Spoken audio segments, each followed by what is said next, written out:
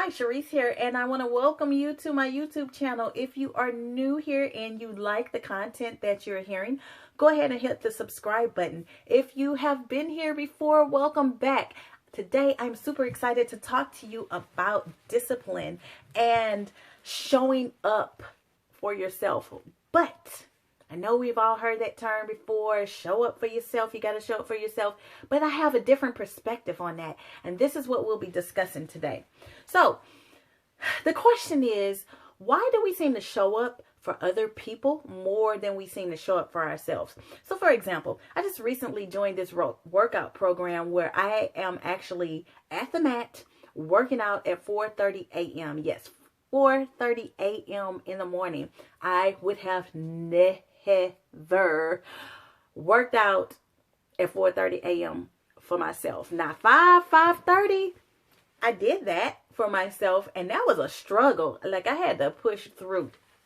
But because it was a program and there were other people, there were, my sister-in-law got me involved, and so I kind of felt like, okay, I kind of need to be here for them. So I showed up for somebody else more than I showed up for myself.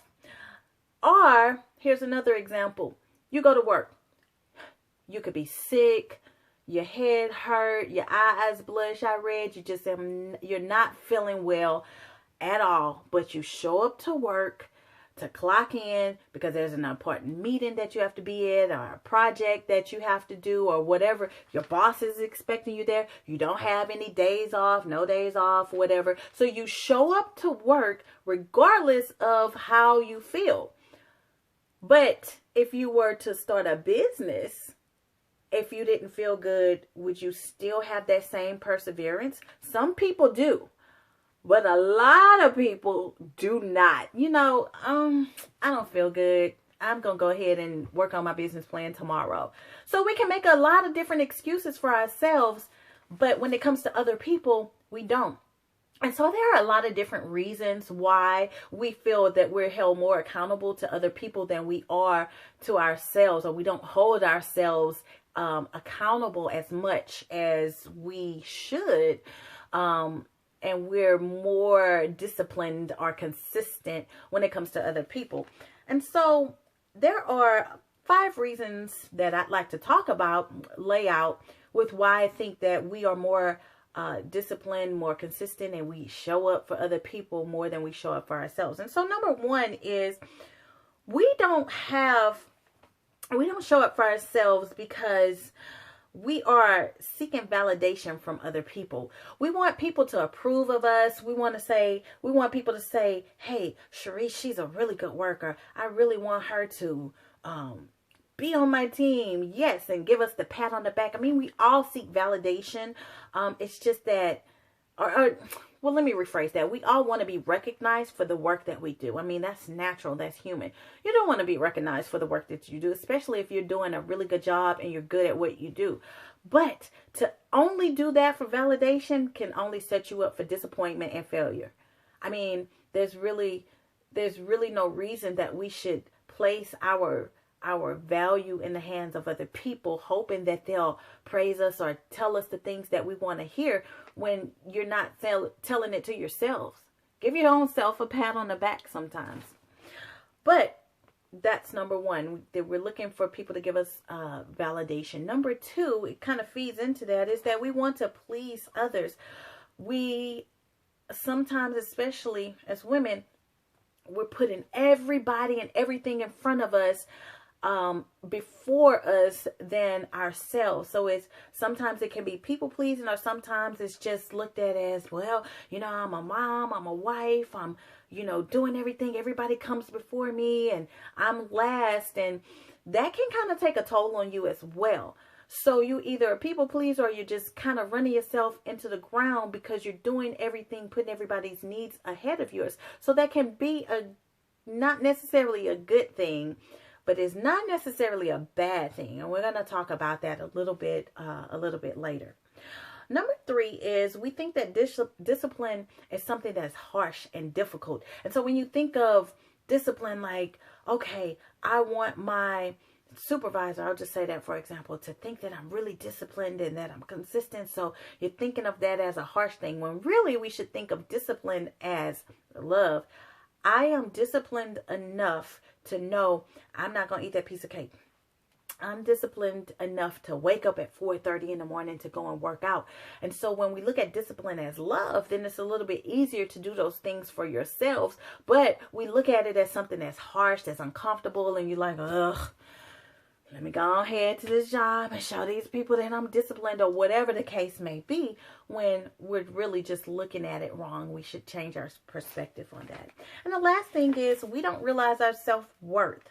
We are I'm sorry, number 4, not the last thing. We don't realize our self-worth. We think this person is important. They're above me. They, are so much further ahead down the road. So let me go ahead and do something for them. But when it comes to me, I'm not going to do it so much for myself because I'm not that important. I'm just kind of, trucking along. I want to start this business. I want to write this book or whatever. But I'm just a regular person. So if I do, I do. If I don't, I don't. Whatever. And we don't realize our self-worth. And then the last thing is that we're placing our happiness in the hands of others. We are nice to do, we're doing nice things for other people, thinking that, okay, if I do this for you, I want to be nice for you, or do this nice project for you, or whatever. And I think that in return, I'm going to get something back. And when we do that, that's kind of risky because you're thinking that someone owes something to you, and you're placing your happiness. Well, if they do this for me, then I'm going to be happy because I've put all these other things out for them and disciplined and been consistent and all of that, and I'm seeking something in return. And it doesn't always work out like that. But those are some of the reasons that we find ourselves in situations where we are doing for others, we're showing up for others more than we show up for ourselves. So we hear this term all the time, show up for yourself, self-care, and all of these different things. And I think it's wonderful to take care of yourself, to take some time to drink water, hydrate yourself, go for a walk, get outside, get some exercise, do things for yourself so that you can be a better person for other people. But here's where the difference in perspective comes from as far as a Christian view as opposed to a worldview. The world is going to say you need to show up for yourself. You need to do things for yourself and put everybody second. But what does the Bible say about that? The Bible in Philippians 2 and chapter 3 tells us, actually, if I can find it here, 2 and 3, it says, do nothing out of selfish ambition or vain conceit. Rather, in humility, value others above yourself, not looking to your own interests, but each of you to the interests of others. So here's how we should look at it as Christian women. I'm not going to show up for myself because sometimes I don't have the strength to show up for myself. I should look to the interests of other people, but not to my own detriment. Meaning that I'm not going to do something for somebody else that I'm not going to do for myself because I'm seeking validation for them. That can kill your self-esteem. If you're looking for them to give you validation, give you happiness, that's not what we're living for. Who should we show up for then? If I'm not showing up for others, I'm not showing up for, if I think of others better than myself, but I shouldn't show up for myself, who am I showing up for? I am showing up for God. The Bible tells us that we are to do our work unto the Lord. So I don't have the discipline within myself to get up and do the things that need to be done for the day. I don't have the discipline sometimes to do it for other people. I should help others, think of them or highly of myself. What that's basically talking about is humility. The world is going to say, put yourself up here. But the Bible says to be a servant. If you want to lead, then you have to be a servant. You have to be humble. You have to live in humility and not exalt yourself on a pedestal.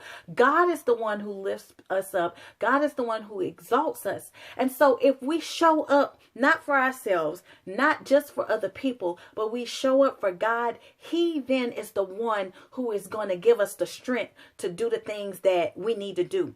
God, give me a want to where I don't want to. God, you want me to do this business? God, give me a want to where I don't want to. God, you want me to help out my supervisor or to do this job or whatever it is. I really don't want to. Give me a want to where I don't want to. So we shouldn't show up for ourselves, show up for other people, but show up for God. Do all things excellent and to bring glory to his name. And that, my sisters, is who we should show up for. I hope this brief lesson blessed you and give you some motivation to do your work unto the Lord, to do it in excellence, and he will give you the strength to be disciplined, to be consistent, and to do the things that you know you should be doing.